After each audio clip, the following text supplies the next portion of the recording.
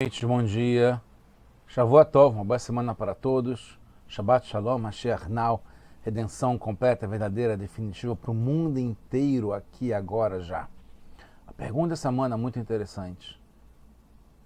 Tem algo que não serve para nada? E que a gente tem como exemplo uma rã ou um sapo? Que é curioso, você procura no Google também, muita gente pergunta, para que serve um sapo? Realmente tem essa questão. Para que serve? Tem uma resposta natural para isso, mas a gente vai ver aqui um assunto muito mais interessante, que é baseado no Likutei Sichot. Esse é o volume 21 de livros do Rebbe de Lubavitch com discursos racídicos. Essa é Parashat Vayera e é a segunda Sirá.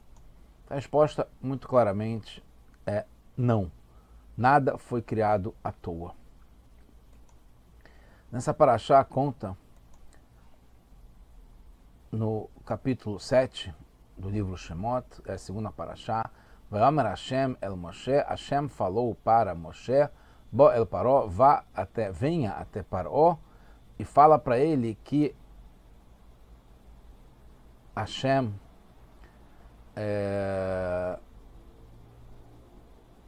pediu, né, para mandar embora o povo para que possa servir a Hashem. E aí, no versículo seguinte fala, se você se recusar a mandá-los, eu vou te castigar em todas as suas fronteiras, com os sapos, as rãs. Depois, no livro Kohelet, Eclesiastes, do rei Salomão, Shlomo Amelech, fala, que a terra toda é de Hashem. Tudo é de Hashem. Então aqui esse é o ponto fundamental que a gente vai desenvolver, mostrando que nada foi feito à toa, que tudo serve para alguma coisa. Tudo. Não só todas as pessoas, como todos os objetos, como todas as situações, em todos os sentidos, em todos os momentos. Isso dá uma tranquilidade para a gente. Quando a gente percebe isso está no fundo do mundo inteiro, que tudo serve para Hashem, tem um objetivo nesse mundo, então que nada é por acaso no final das contas. Baseado nisso, o Midrash traz a opinião do Rav Acha, ben Rabbi Hananiah, que mesmo coisas que para você parecem desnecessárias no mundo inteiro, como cobras e escorpiões, para que servem cobras e escorpiões? Que são, no fundo, criaturas de Hashem, mesmo cobras e escorpiões. Também o Rabi Acha traz que Hashem falou para os profetas, os Neviim, vocês acham que se vocês não cumprirem a minha missão, eu não teria outro emissário para fazer a mesma coisa? E traz o verso do Kohelet, Vetran Eretz Bechol Hi, que a terra toda é minha, é de Hashem. Eu, Hashem fala, posso mandar mesmo uma cobra ou um escorpião, mesmo um sapo. Saibam que se não fosse com a Tzirá, que é aquele bicho que expulsou os Emorim, os Canaanaim, da terra de Israel, como Hashem teria castigado os Emorim. E o sapo foi quem castigou os egípcios. Como é que poderia castigar os egípcios se não fossem os sapos? Então, não precisa dos Neviim para cumprir a missão que Hashem dá para os Neviim, os profetas. Então, algumas questões para a gente entender. Primeiro, precisa entender como pode falar que se não fossem os sapos, como teria castigado os egípcios? Os sapos foram apenas uma das 10 pragas. Como está escrito em Sotá, na página 36, Aleph, em relação a Tzirá, dá para entender, né? Porque está explicado que a Tzirá, quando Hashem fez com que a gente entrasse em Eretz Israel, a Tzirá, que castigou os Emorim e os Cananim, ela não atravessou o rio Jordão. A Tzirá foi a primeira ação para expulsar os Emorim e Canaanaim e foi com grande força. Então elas realmente foram muito importantes, foi a primeira. que ajudou nisso. Mas os sapos não foi a primeira praga, o sangue foi antes e foi muito mais pesada como praga e pior para os egípcios, pois do Nilo, onde teve a praga, né, que virou sangue, e suas águas do Nilo, todos tinham seu sustento baseado nisso. E não era só para beber, né? Era também para agricultura.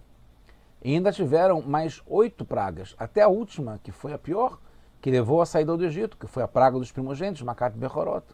E depois, ainda completando com o castigo na abertura do Mar Vermelho, que todos morreram, todos os egípcios, quando não sobrou nem mesmo um para contar a história.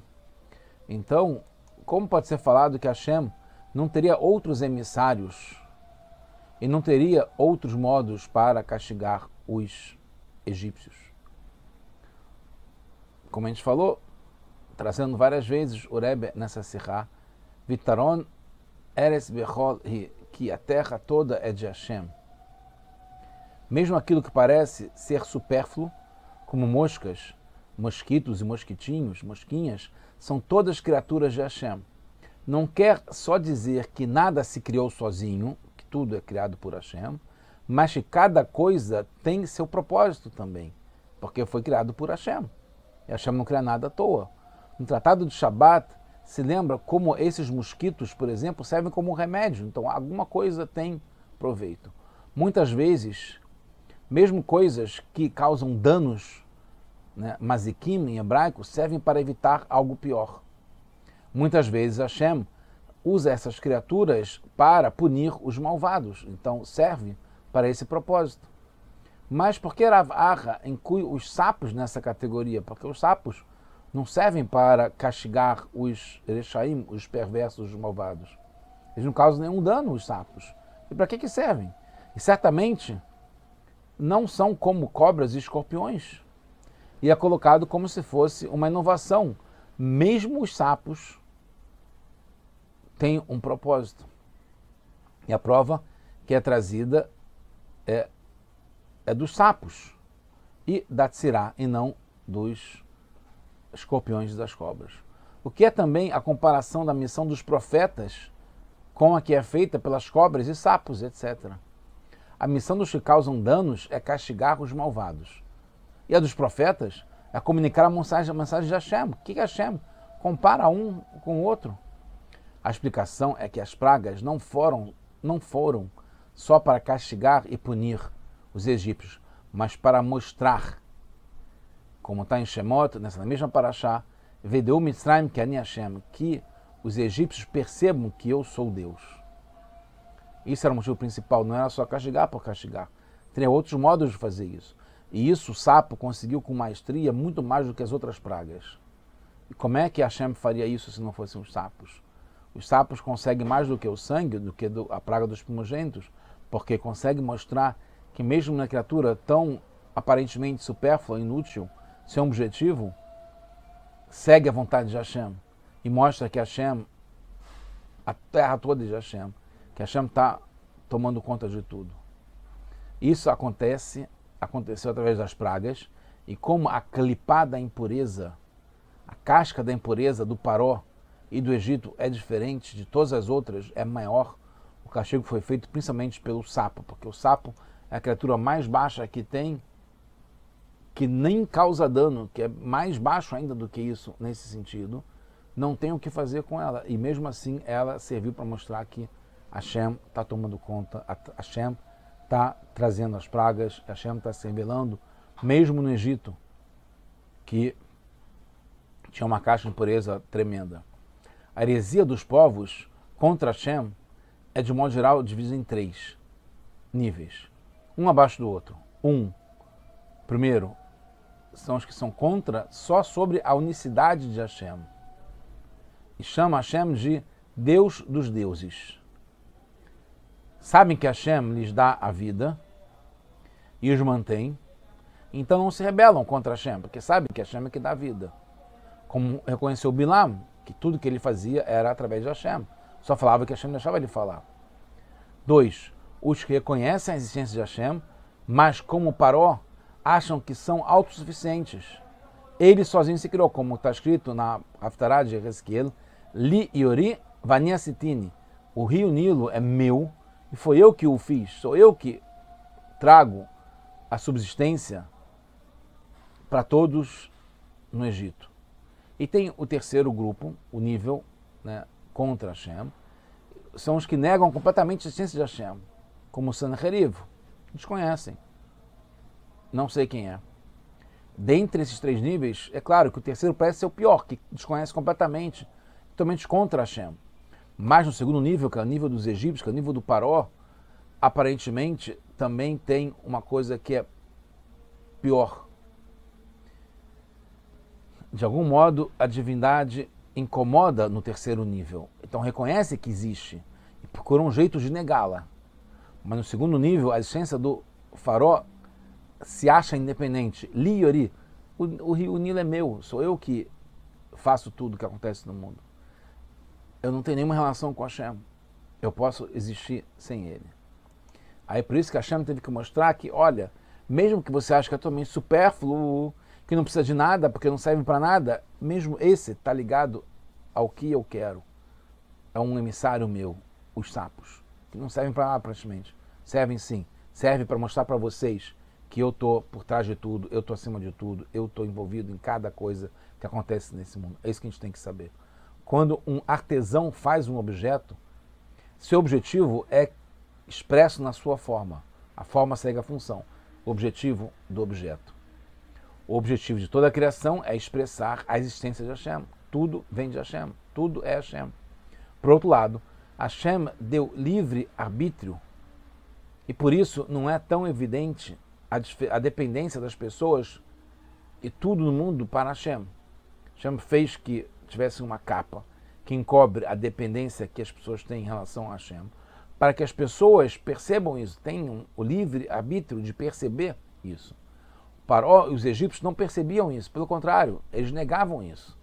Eles negavam que Hashem estava no comando. Hashem existe, mas é o Deus dos deuses. O mundo agora, quem comanda aqui sou eu, Paró, que estou em cima da pirâmide, o líder supremo que resolve tudo, que eu consigo controlar tudo.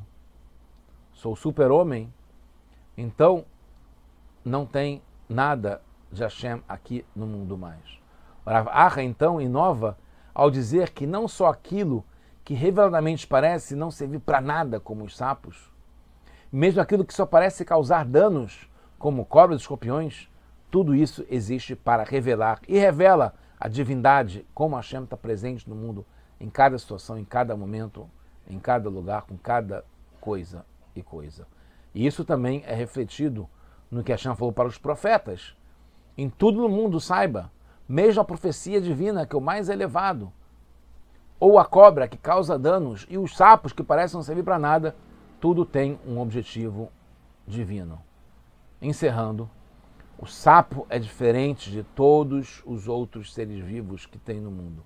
Não parece servir para nada, nem mesmo causar danos e servir para punir alguém. Não parece nem revelar que tem um artesão que os fez. Quem fez os sapos? De onde que eles surgiram? Para que eles servem? Essa é a inovação dos sapos serem a praga principal no Egito. É através dele que foi castigado o Egito. Faraó e os egípcios têm uma existência que nega Hashem.